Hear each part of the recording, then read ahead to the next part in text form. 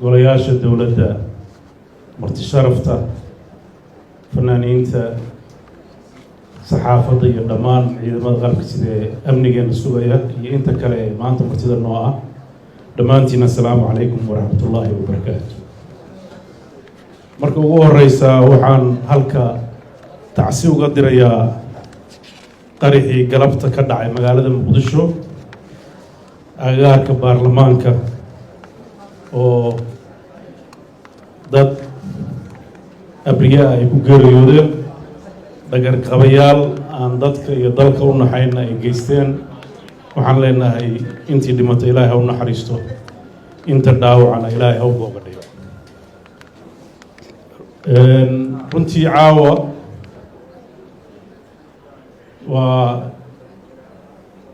waxaa ka soo wareegtay sanad maanta oo kaleeto markii aniga iyo madaxweyne ku-xigeenka noola doorto hoggaanka dalka iyo dadka puntland. waxaan soo dhisnay xukuumad aan ku xulannay intii karaankeennaha karti iyo waxqabad aan ka rajeynayna insha allah. waxaan aada ugu faraxsannahay muddadii sanadka ahayd guulihii iyo howlihii ay u qabteen ummadooda, sida hagar la-aanta iyo hufnaanta ay u qabteen.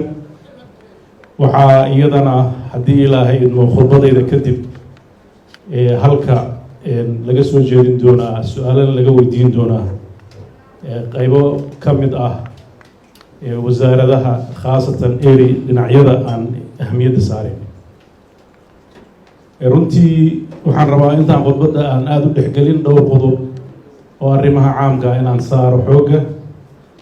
waxaa qaraxaan maanta dhacay iyo kii 28 December ka dhacay isgoyska ex control labadaba uu ku abuuray bulshada Soomaaliyeed rugbi hor leh, iyadoo la rajeynayo in aada looga soo kabto dhibaatooyinka amni iyo falalka noocaas oo kale ay ka dhaca meelayaasha halbowlaha ee bulshada Soomaaliyeed ay ku badan tahay.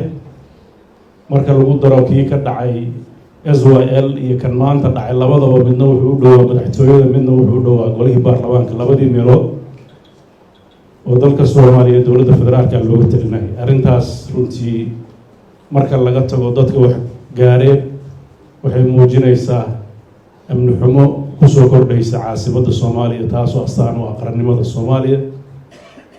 waxaan sidoo kaleeto runtii maalmahan idaacadaha ka maqlaynay dowladda Soomaaliya guddiyo u saareysa maalmaha xorriyadda ee 60 guurada soo socota, iyo wasiir oranaya dalka oo dhan baan waxaan ka dhigi doonaa xaflado iyo maaragtay xusid. waxaa nasiib darro ah in labadii meelood ay isu jiray wax ka yar dhowr boqol oo mitir ammaankeeda la sugu waayo. arrintaas waxay u baahan tahay dadka Soomaaliyeed inay si saxa u eegaan marxaladda ay marayaan, oo xaqiiqada in la wajaho ayaa qurxoon. waxaan rajaynayaa dadka Soomaaliyeed meel walba ay joogaan waxyaabaha ka dhacaya caasimadda muqdisho inaan indhaha laga laaban. dadka Soomaaliyeed waxaa la rabaa inay tashadaan, mustaqbalkooda ay ka taliyaan, dadkooda maalin walba baaba-aya ay u istaagaan. dadka reer puntland waxaan ugu baaqayaa inay kaalinta uga aadan badbaadinta qaranka Soomaaliyeed inay ka qaataan goob walba iyo waqti kasta.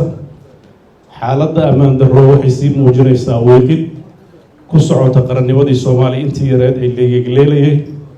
waxaan rajaynayaa haddii ilaahay idinka dhigo arrimaha kan oo salka ku hayn doona isbedelada hoggaanka siyaasadeed ee la filayo iyo doorashooyinka soo socda oo caqabadooda imaan doona. waxaan rabaa inaan usbuucyadii tegay waxyaabihii dhacay wax yar ka tilmaamo.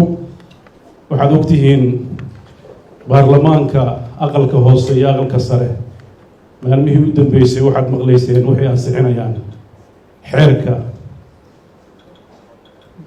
batroolka.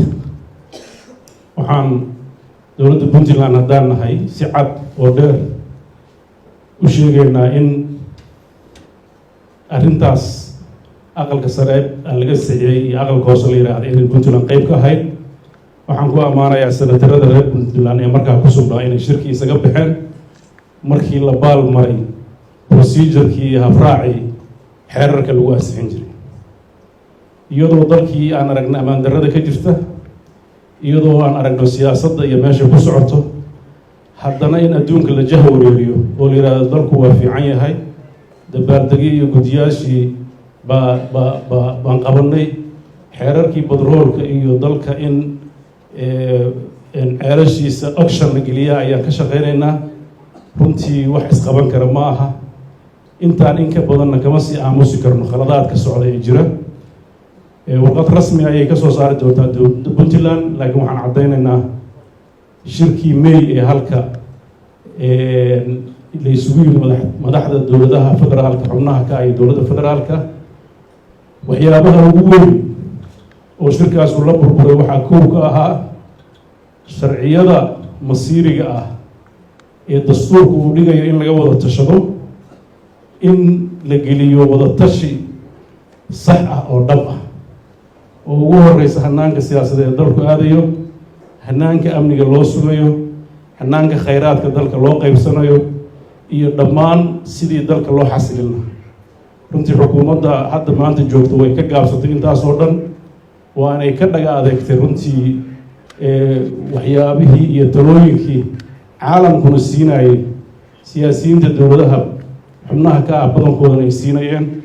waxaana runtii khatar ah inay arrintaas keento burbur hor leh oo aan loo baahnayn. waxaan ka digaynaa in ay mar labaad soo noqoto halhayskii oran jiray loo joojin maayo oo dadkuun iska socdo wuxuu raba iska samaysto. arrintaas ma dhici doonto. dalku waa dal la wada leeyahay, waa dal taladiisa loo siman yahay, waa dal wada tashi ku dhismay. waxaan rajaynaynaa in madaxda iyo hoggaanka sare ee dowladda federaalka ay dadkooda iyo mas-uuliyiinta talada la wadaagta ay talada qayb ka siiyaan, oo aysan noqon talo ay keligood siday doonaan ay u maamulaan. waxaan caddaynaynaa barnaamijkaas badroolka inayna qayb ka ahayn Puntland. waxaan u sheegaynaa caalamka iyo cidda ku fakeraysa inay heshiisyo aan loo dhammayn ay galaan. sidoo kaleeto xeerka doorashooyinka oo isna la baalmaray hanaankii wadatashiga iyo hanaankii ay ahayd in dalkan mustaqbalka loo gaarsiiyo doorasho qof iyo cod ah, oo saldhigiisu ay tahay in lagu ilaaliyo midnimada iyo wadajirka ummadda Soomaaliyeed. arrintaas oo weli uu ka socdo dhaga adeyg iyo ismaqal la-aan talooyinka faraha badan ee ay soo jeedinayaan dadka waxgaradka ah iyo maamulada dowladaha xubnaha ka ah. arrintaasna waxaan rajaynaynaa inaan lagu sii socon, dadka iyo dalka in la badbaadiyo. dadka Soomaaliyeed iyo maamulada dowladda federaalka waxaan ugu baaqaynaa inay gogol nabadeed iyo wada hadal ay furto, talada dalka ay dadka qayb geliso, la isugu yimaado sidii masiirka ummadda loo meel marin lahaa. sidoo kale waxaan u baahannahay dadka reer Puntland marxaladda soo socota inay u diyaar garoobaan kaalinta ay ka leeyihiin hoggaaminta dalka iyo xasilintiisa qaybta kaga aadan inay qaataan. waxaan si kooban usoo bandhigi doonaa muddadaas sanadka ah runtii inkastoo heese macmacaan oo inta badan taabanayay wadaniyadda iyo xaqiiqada halka laga tiriyey, laakiin caawa ma ahayn habeen damaashaad iyo farxad. wuxuu ahaa habeen shaqo oo loogu talagalay in lagu soo bandhigo wixii qabsoomay, dadweynuhuna ay ka farceliyaan waxaasi inay jiraan iyo inay jirin, iyo meelaha turxaanta iyo tuhga ugu jiro ay weydiiyaan. saasuu barnaamijku u astaysnaa. waxaan aada uga mahad celinayaa fanaaniintii ku cabiray waxyaabo badan oo Puntland ay u baahan tahay oo ay dadku si sahlan u fahmi karaan. waan uga mahad celinaya mudanayaal iyo marweyn.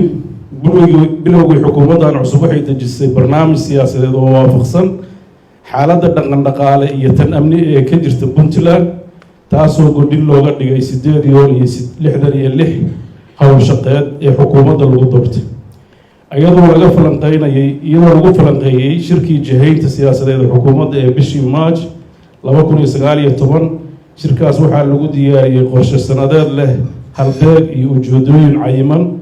muddadii sanadka ahayd ee xukuumaddani jirtay wax badan ayaa noo qabsoomay oo ay ka mid yihiin sugidda amniga, horumarinta dhaqaalaha, dib u habeynta maamulka iyo maaraynta maaliyadda, tayeynta shaqaalaha ciidanka, dhiirigelinta maalgashiga, horumarinta kaabayaasha iyo adeegyada bulshada. waxaa caawa halkan idinkula wadaagaynaa waxqabadkii xukuumadda oo kooban. dhinaca amniga, muddadii yareed ee xukuumaddan jirtay waxay ahmiyad weyn siisay dib u dhiska ciidanka, kaasoo muhiim u ah sugid amni la isku halayn karo. waxaa la bilaabay dib u habeynta ciidamada daraawiishta, booliiska iyo nabad sugidda, iyadoo la dhisayo golayaal iyo guddiyo khibrad u leh arrimaha ciidanka si kor loogu qaado tayada howlfulineed ee ciidamada. waxaa dib loo howlgeliyey xarumaha tababarada, iyadoo la dhisay lana dayactiray xeryaha tababarada ee Abqaale, Xorgoble, Konton iyo Afraad, Baran iyo Boocame. waxaa hadda si habsami leh u socda tirakoobka tayeynta iyo tababaridda ciidamada si loo helo ciidan cudud leh oo ku filan sugidda amniga iyo gudashada xuduudaha Puntland. sida la wada socono, waxaa horumar la taaban karo laga gaaray amniga iyo siyaasadda deegaanada gobollada Sanaag iyo Highland, iyadoo aan soo dhaweynay ciidamo, saraakiil iyo siyaasiyiin reer Puntland ah oo garowsaday ahmiyadda ay leedahay midnimada iyo wadajirka dalkeenna. waxaa sidoo kale xukuumaddu leedahay mawaaqif siyaasi ah iyo kuwo amni oo lagu xaqiijinayo soo celinta deegaanada maqan. waxaan fursaddan fariin uga dirayaa cid kasta oo rabta midnimada iyo wadajirka dadka reer Puntland inaan soo dhaweynayno, annagoo siin doono doorka ay mudan yihiin. waxaan xusid gaar ah mudan inaan halkan ka sheego in Puntland ay wada dhisteen dadka iyo waxgaradka, isimada, cuqaasha iyo siyaasiyiinta u dhashay gobollada Sool, Sanaag, Mudug, Nugaal, Bari, Cayn, Highland, Karkaar iyo Gardafuul.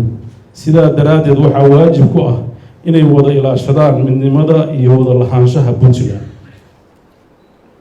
horumarka dhaqaalaha iyo dib u habeynta maaliyadda, waxaanu dib u habeyn mugli ku sameynay nidaamka maamulka maaliyadda, taasoo noo sahashay inaan si joogto ah u bixinno mushaharooyinka shaqaalaha, ciidamada iyo adeegyada howlfulineed ee dowladda, iyadoo loo marayo hanaanka casriga ah ee kharash bixinta.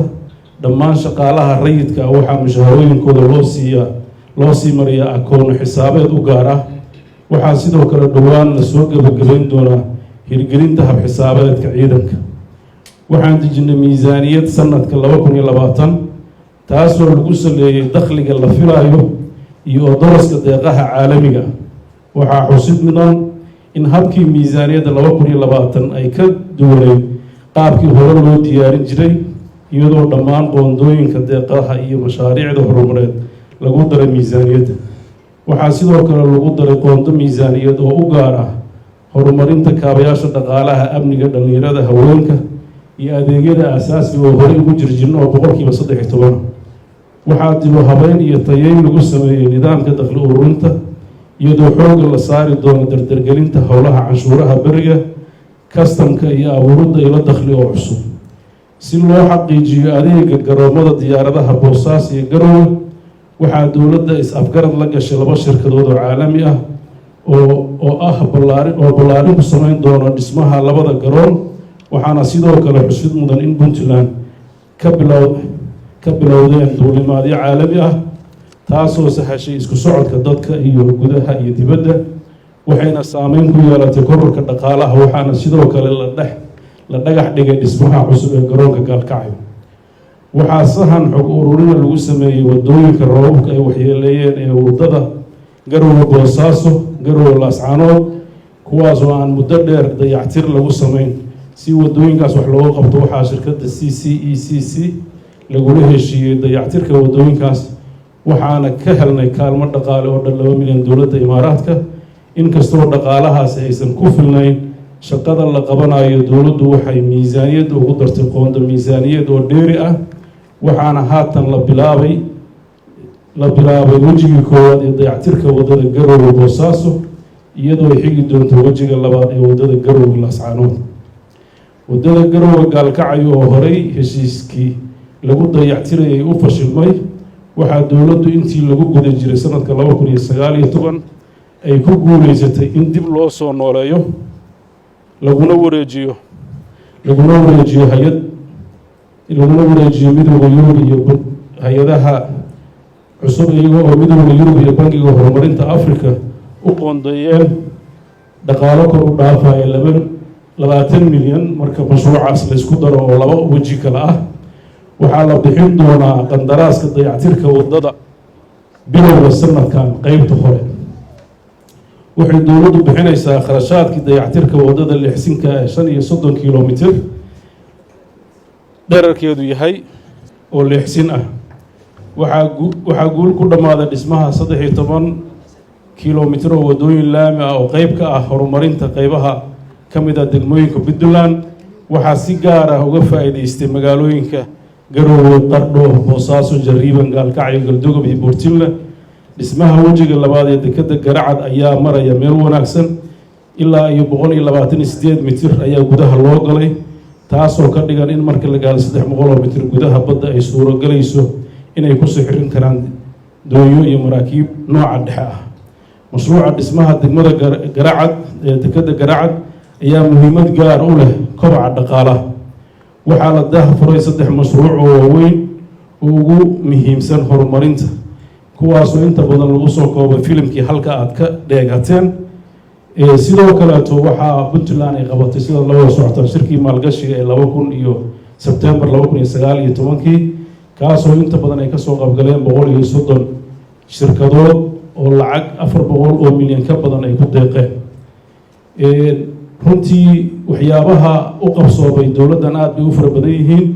iyadoo aynu ognahay in korontadana sidoo kaleeto mashaariicda korontada magaalooyinka Boosaaso iyo magaalooyinka waaweynba aan heshiisyo afgarada la galnay shirkado iyo sanduuqyo horumarineed oo naga caawin doona khaasatan korontada Boosaaso waxaa kaloo daraasadeeda socota iyo ballaarinteeda iyo in nalaga caawiyo magaalooyinka Garowe iyo Gaalkacyo iyo magaalooyin kale ee waaweyn ee Baran iyo meelaha la mid ah muddadii hadda la jiray waxaan xoog saarnay magaalooyinka ka leexsan wadada waxaa la tegay dhammaan degmooyinka Puntland ee suuragalka in la tago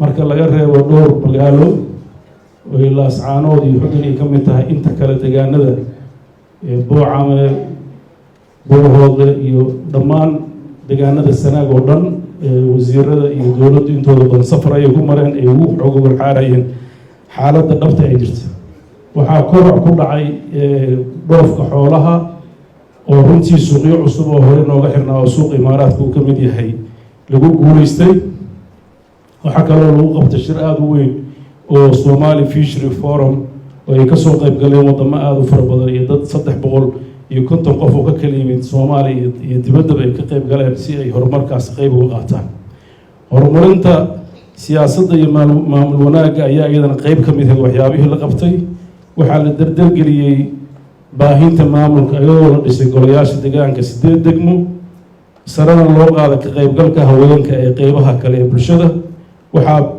bilihii ugu horeeyay xukuumaddan la bilaabay barnaamijka dimuqraadiyiinta Puntland iyadoo la dhisay guddiga doorashooyinka madaxa bannaan guddiga doorashooyinku waxay daahfureen qorshaha hirgelinta barnaamijka doorashooyinka kaasoo si rasmi ah u furantaha isdiiwaangelinta ururada siyaasadeed waxaana xusid badan in dowladdu ay qoondaysay miisaaniyad ka badan qoondadii hore ee xukuumadda waxayna dowladdu furanaysaa urur siyaasadeed waxaana lagu guda jiraa diyaarinta howlaha dhismaha ururka waxaana insha Allah bisha labaad ee sanadkan lagu dhawaaqi doonaa ururkaas oo dhammaystiran qorshihiisa iyo magaciisa waxaana rajeynayaa inta halka fadhiday inta kale waxaan ugu baaqayaa in ururkaas ka soo qayb galaan wixii iska diidana waa iska ogolnaa waa la tartami doonaa kuwa badan oo diidaya anaa ogo inta ku jira waxaan rajeynaynaa inaan dhiirigelin dimuqraadiyadda iyo tartanka waxaan aad iyo aad xoog u saareenaa oo dhabnaga ah in mashruucaas dimuqraadiyaddu uu hirgalo haddii ilaahay idinka dhigo waxaana bulshada reer Puntland oo muddo badan ku taamayso oo aan isdhihi karno marka aan fasirayno tayeyn iyo tigs waxaa kusoo koobnaa Puntland wixii aan ugu nimid oo 20 sano ay dhisaysan inaan tayeyno tiigsiga ugu weyn ay tabaysana waa horumarka dhinaca dhaqaalaha iyo dimuqraadiyadda labadaas ayaa tiigsigeena saldhig u ah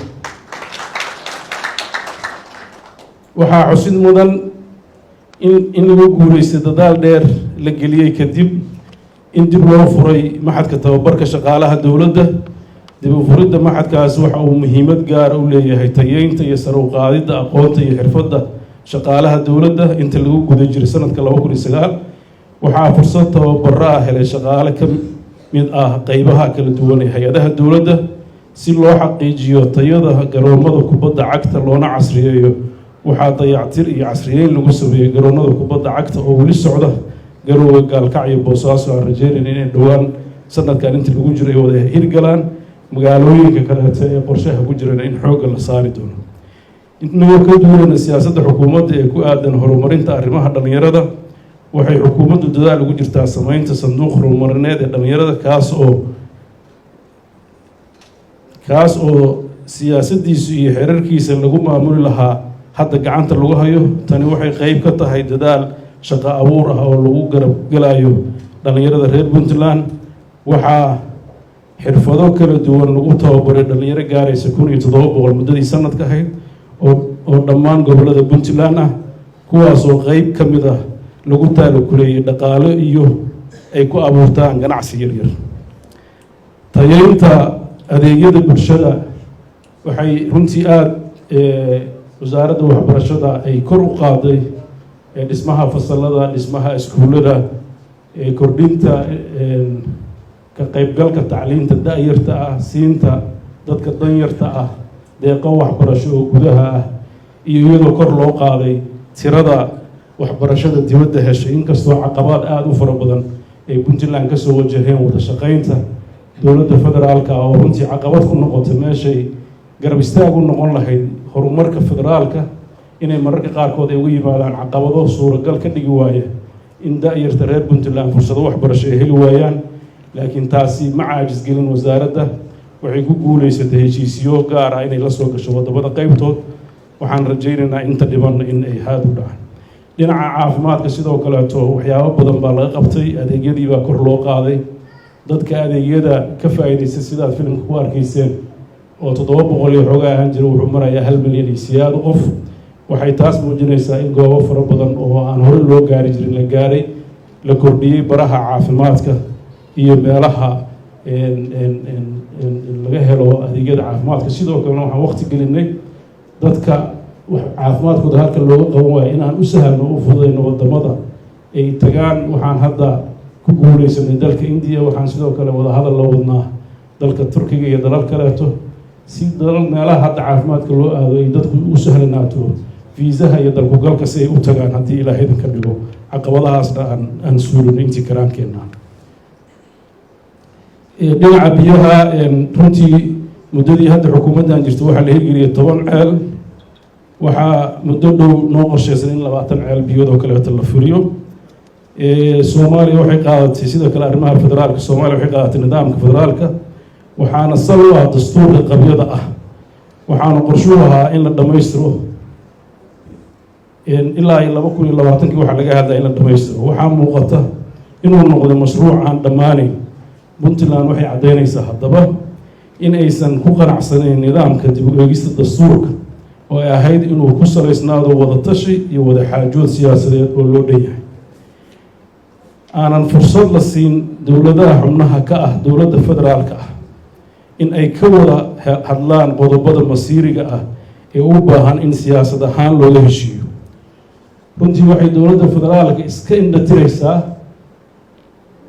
arrinta dastuuriga ah ee faraysa in dowladaha xubnaha ka ah iyo dowladaha federaalka masiirka dalka ay ka wada hadlaan oo ka heshiiyaan maxaa yeelay federaaleyntu dalku markuu burburay oo kala tegay sida dastuurku uu dhigayo state walba wuxuu xaq u leeyahay in uu ka mid noqdo wuxuuna xaq u leeyahay dadkeedu inay taqriir masiir ay gaaraan haddii ay arki waayaan in maslaxadooda iyo danahooda ay ka arki waayaan marka iyadoo Puntland deganaansho haysata ayay waxay diyaar u tahay inay wax la qaybsato deegaanada kale ee Soomaalida laakiin dowladdii federaalka ay runtii waktiga iyo maalka iyo naftaba kusoo bixisay waxaad moodaa hadba qofkii yimaaday inuu meeshuu rabo iskala aadayo. waxaan aada cod dheer ugu sheegaynaa in qawaaniinta iyo waxa lagu heshiiyey la ixtiraamo si isku haynta dadka soomaaliyeed loo ilaaliyo, ayna u horseedin in dad kaleeto falal maamul xumo oo ay geysteen mas-uuliyiin inay ku kallifaan inay soomaalinimadii iyo midnimadii ay shaki geliyaan sida hadda dadka qaybtiis ka dhacday.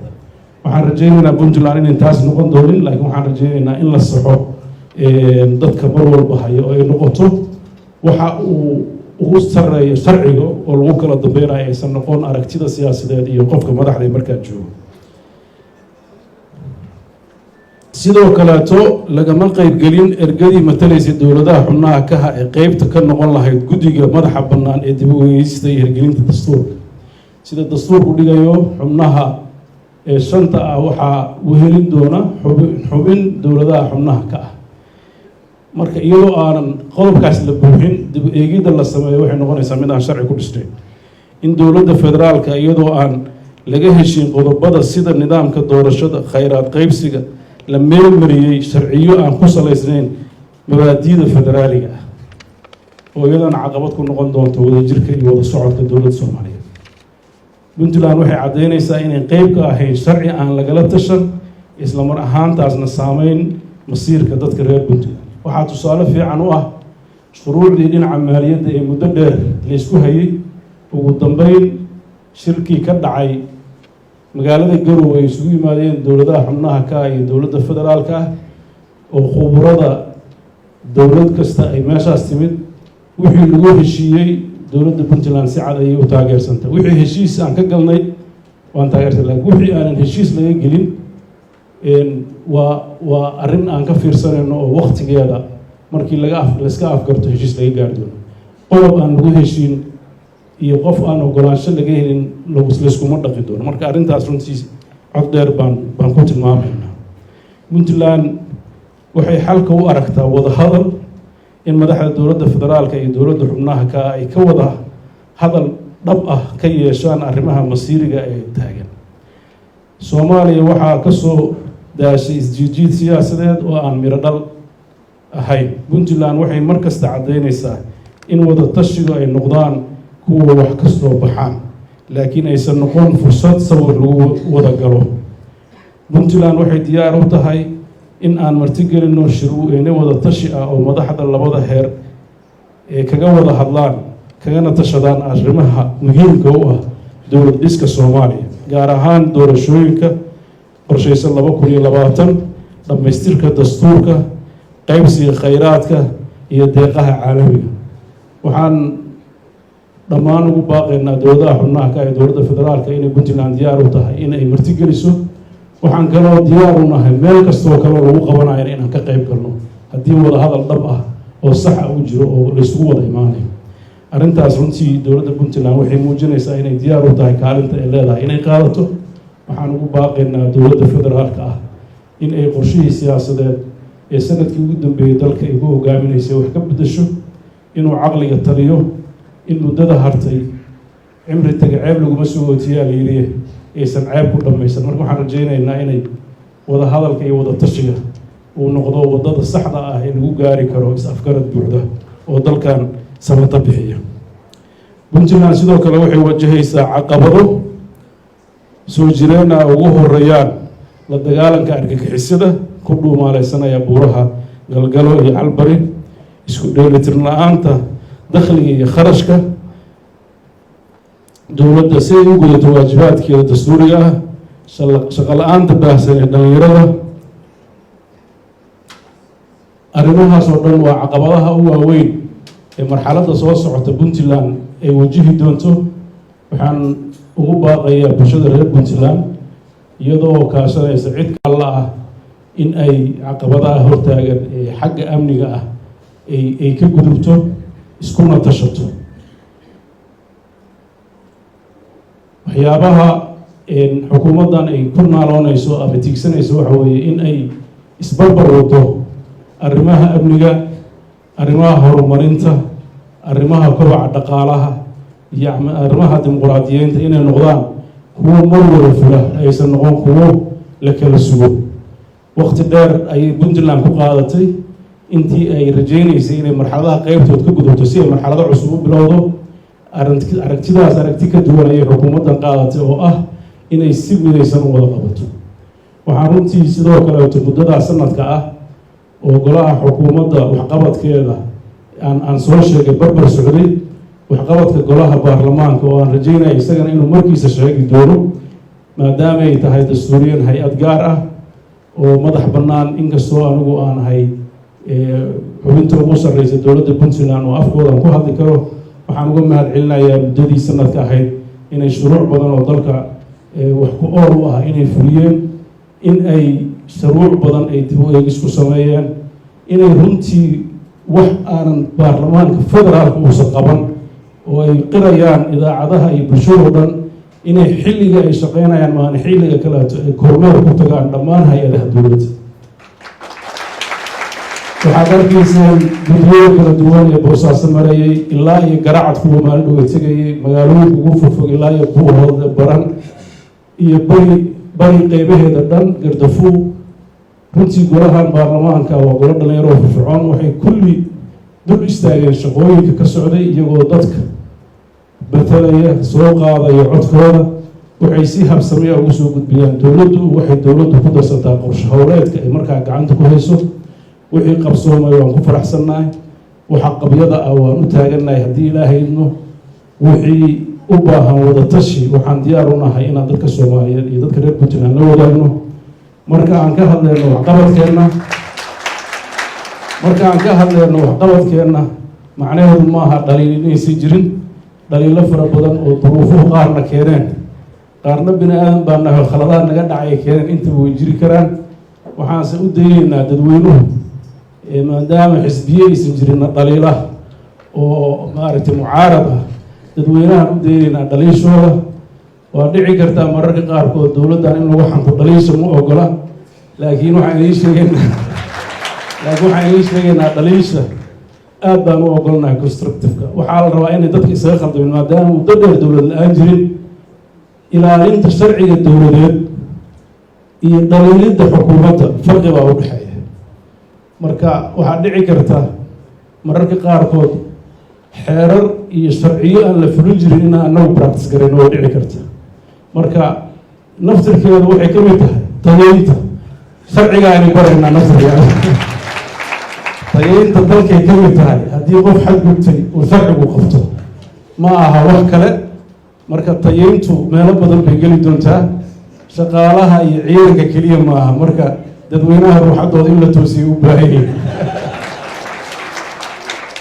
waxaan rajaynaynaa mar walba waxaan iska ilaalinaynaa, waxaan la tashanaa tallaabo kastoo aan qaadayno, xeer kastoo aan gudbinayno, sharci kastoo aan samaynayno.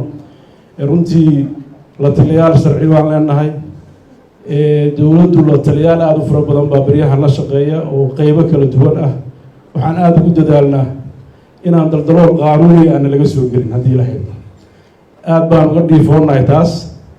hadday wax naga khaldamaanna waa qabsoomi ognahay, laakiin haddaan sax ku taagannahay waa ku adkaysanayna qodobka dastuuriga iyo waxa sharciga haddii ilahay dan ka dhow. taas marka aan samaynayno waa waajibaadkii noola doortay, waa waxa dadkeenna danta ugu jirto. dadkeennan waxay u baahan yihiin dowlad ay wada leeyihiin oo danta caamka ah ka shaqaysa.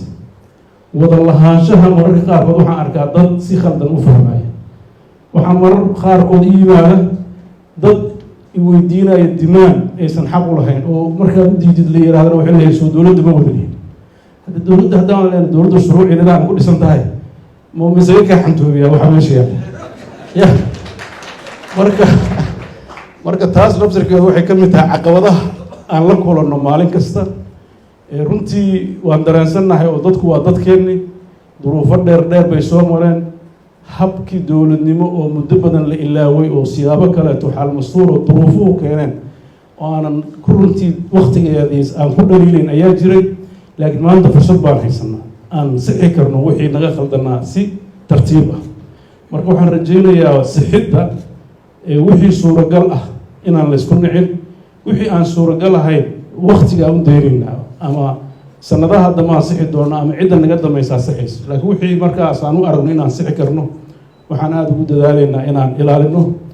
marka aan ka hadlayno maaraynta maaliyadda dhibaato badan baa naga soo wajahay. waxaad ogtihiin muddadaa sanadka ah puntland waxaan ku guuleysanay inaan xakamayno kharash aan ahayn kharash suuragal ah. waxaan aada u beeqaaminay kharashka, waxaan aada ugu dadaalnay ilaaha dakhliga aan haysano inaan ku far adayno. oo idinka ka arkaya kobaca dakhligu 12% buu kor u kacay. sidoo kaleeto kharashkii 2019 lagu lahaa waa dhici kartaa inay meelo wax ka maqan yihiin, laakiin dad laga joojiyo mushaharooyinka marka laga tago waa la kabargaray. waxaas waxay ku timid ku dhaqanka miisaaniyadda iyo dib u habaynta shuruucda maaliyadeed ee dalku lahaa. laakiin intaas waxaa ka jiri kara caqabado badan oo runtii mararka qaarkood ay dadku u arkaan inaysan sax ahayn. laakiin waxaa anigu kalsoonahay haddii dakhliga yar ee dowladda soo gala sidiisa loo qabto oo nabadgelyada la sugo oo sharciga iyo kala dambeynta uu horumaro, dalkan waxaa soo galaya lacag aada u fara badan oo flow ah oo investment ka timaada oo dhinacyo kale ka timaada.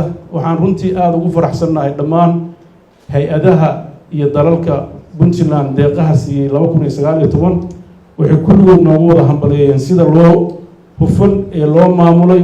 waxayna noo ballan qaadeen intii ay sanadkii 19 na siiyeen ka badan ay sanadkan siin doon. oo ugu dambeeyey safiirkii hadda ka kacay oo Finland maanta laga joogo. waxaan marka aan ku adkaanayno nidaamka maaliyadda waxaan quudareynaynaa in aan dhaqaalaha fara badan aan heli doono haddii aan raacno habka maaliyadda ee sugan ee saxda ah. challenge-ga kale aadka noo haysta ama caqabadaha ugu waaweyn waa caqabadaha xagga ciidamada ka jira oo runtii duruuf aada u adag ku shaqeeya, dalka oo furmo badan ku furan yihiin, deegaano dalka ka maqan, ciidamadaas oo muddo dheer ku jiray dhufayshada maaragtay runtii cadowga. waxaa uga garaabeynaa duruufta adag iyo waqtiga ay ku shaqeynayeen. waxaa runtii aada isugu adag tayeyntooda, tababarka, maxaa yeelay furmihii in laga soo saaro dhibaatadooda leeyihiin, tirakoobkooda oo runtii ay khaladaad jiri karaan loo qaateen ah, laakiin aan u baahannahay inaan ku bareerno annaga oo difaaca adkeynayna haddana inaan wax badan oo dhinaca ciidanka saxno. ma dhaliileyna ciidankeenna, habaca ku jira waa wax aan garaabi karno oo duruufihii iyo dagaaladii dheeraa ay sababeen, laakiin haddana kuma eegan karno inay sidaa iska sii ahaadaan. waxaan u baahannahay si ay ku jirto xikmad inaan uga gudubno. waxaa runtii hadda socda qaybihii ugu horreeyay la dhameeyey iyagana in biometriga lagu sameeyo si aan u hubinno in ay gaartay qofkii saxda ahaa xuquuqdiisi. habacii faraha badnaa iyo maamul xumadii waxay dhashay in dad fara badan xuquuq aysan lahayn ay bursadaan. xaqiiqada inaan wajahnaan rabnaa, waxba aanan ka xishoon waxa dhunta ah, laakiin waxaan u baahannahay inaan saxnaan rabnaa. marka dadkii waxaas ay ka dhaceen haddii shalay laga sii jeeday hadda waa lagu soo jeedaa. waxaan rajaynaynaa inay nala qaataan siyaasadda cusub. wixii tegey cafallahu cala salaf waxba idin qaban mayna, hadda nala jaan qaada haddii ay laakiin haddii ay diidaan inay nala jaan qaadi waayaan annaguna waa tashanayna haddii lahayna. marka insha allah waxaan rajaynaynaa oo qodobka 2020 xoog aan saarayno waa tayeynta dhinaca ciidamada, dhinaca shaqaalaha. waxaad arkayseen 4300 iyo dhowr iyo toban in la soo gudbiyey. shaqaalaha beer roor ku jiray sanadkii u dambeeyay aan mushaharka siinayni 7,000 oo qof waa ka badnaa. ilaa hadda intaan diiwaan gelin waa intaas. fursad bay kala siinayna haddii isdiiwaan gelin waayaan waxaan jirin oo de kolley fursad bay noo banaynayaan. sida loo maarayn doono dakhliga halkaa ka soo noqdo waa dowladda u yaalaa. waxaa kaloo iyadana dib loo eegi doonaa tirada ruuxadeeda, tayadooda. waxaa kaloo la ansixiyey xeerka howlgabka oo dadka gaboobay runtii aan rajeynayno in loo helo xal. inta aan xalka loo helin ma rabno inaan dad muwaadiniina oo soo shaqeeyay inaan maaragtay shaqadii ka saarno iyagoo oonan meeshii aadi lahayn la helin. sidoo kale ciidamada waxaan rabnaa inaan dib u habayno agoomaha, dadka dhaawaca iyo dadka gaboobay iyagana. marka aan leenahay waxbaan tayeynayna macnaheedu maaha dadkii hore inaanan karaamadooda iyo sharaftooda aan ilaalinayn, inkastoo dowladdan ay aada u adag tahay inay noqoto dowlad welfare ah, laakiin haddana intii aan kari karno waxaan rajaynaynaa inaan qofna aanan ku dulmin inuu xuquuq helo intii karaankeenna ah. laakiin macnaheedu ma noqonayso in meeshan iska taagnaado si dalkii uu curyaamo. dalkan kolley wuxuu u baahan yahay dhiig cusub, wuxuu u baahan yahay dad dhallinyaro ah oo firfircoon, wuxuu u baahan yahay aqoon, wuxuu kaloo u baahan yahay xikmadda dhaqanka iyo waayeelka iyo waxgaradka isna inuu meesha ka bixin. waxaan rajaynayaa sanadka soo socda inuu noqdo sanad guulo la taaban kara aan wada gaarno dhammaan dadka reer Puntland. waxaan ka rajaynaynaa wixii wanaag aan sameynayna inay nagu garab istaagaan, dhaliilaha aan nahayna ay maaragtay naga toosiyaan, qorshayaasha cusubna ay nala qaataan, dhaliilahana si wanaagsan iyo waddo wanaagsan ay noo soo mariyaan oo aysan intaas facebookyada ka qaylin keliya. marka waxaan rajaynaynaa in aan helno oon furno goobo lagu wada hadlo. waxaan diyaar u nahay su-aal kasta oo mugdi ku jirto inaan ka jawaabno. waxa aan qaban karno waan qabanayna, wixii aan qaban karin waa inay soo bandhigayna haddii ilahay. annagana waajib naguma aha waxaan awoodeen ahayn inaan dusha saarano. waxaan uga mahad celinayaa inta meesha halka fadhida. fariinteyda ugu dambeysa waxaan u dirayaa dhammaan ummadda Soomaaliyeed waxaan u rajaynayaa sanad cusub oo wanaagsan oo guulo dhinaca amniga iyo horumarka siyaasadda laga gaaro. waxaan u rajaynayaa barwaaqadii sanadka geega Soomaaliyeed ka dhacday inuu ilaahay u sii taam yeelo. waxaan aada ugu rajaynayaa siyaasiyiinta dadka Soomaaliyeed, waxaan maanta halka uga dirayaa baaq in aan sida hadda dalku ku jirto la iska fiirsan. dalku wuxuu u baahan yahay gurmad degdeg ah, wuxuu u baahan yahay in xaqiiqada la wajaho, wuxuu u baahan yahay qof walba wax ay la tahay intuu dhinac dhigto in miis wada hadal la isugu yimaado. waxaan rajaynayaa midnimada iyo wadajirka ka badan. waxaan halka sidoo kale uga baaqayaa dadka reer Somaliland, waxaan ugu baaqayaa midnimada Soomaaliyeed inaysan dayicin, Soomaaliya ka mid noqdaan. wixii xuquuq ay ka maqan waa xuquuq dadka Soomaaliyeed ka wada maqan, inay ka waantoobaan oo iska daayaan in ay dadkoodii iyo walaalahoodii ka go-aan. waxaan rabaa inay si dhab ah xaqiiqada u wajahaan. waxaan diyaar u nahay haddaan reer Puntland nahay inaan xaqiiqada kala hadalno. waxaan rabnaa dadkeenna nabad baan u rabnaa, degenaanshaan u rabnaa, horumar baan u rabnaa, dagaal iyo colaad ma rabno.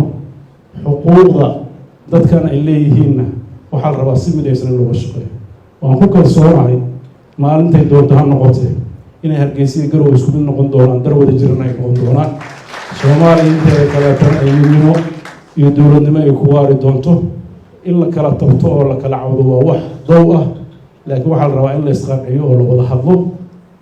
taas ayaan runtii baaqeen iyo fariinteenu mar walba tahay. waxaan rajaynaynaa dadka reer Puntland inay ilaashadaan midnimadooda, degaanadooda iyo la noolaadaan deriskooda. xuquuqda iyo xuduudaha Puntland dastuurkeeda qeexaya. waxay u baahan tahay xuduudaha Puntland inay Puntland ka taliso. meelaha dastuurka uu qorayo ee aanan Puntland dowladdeeda ka talin waa gaabis, dhaliisheedana waa qaadanaynaa, waana u tafaxeydanaynaa inay gaarto maamulkeena Puntland. waxaan rajaynaynaa degaanada Somaliland iyo Galmudug iyo deriskana ah, waxaan iyagana ugu baaqaynaa nabad, annagoo ilaashanayna xuduudaheena dastuuriga ah, diyaarna u ah in wixii naga wada dhexeeya oo ah Soomaalinimada, wadajirka, wax wada qabsiga, inaan annagu mar walba gacanteena aan ka geysan doono sidii geyiga Soomaaliyeed iyo geeska Afrika loo nabadayn lahaa. aad baad u mahadsantihiin. wassalaamu calaykum.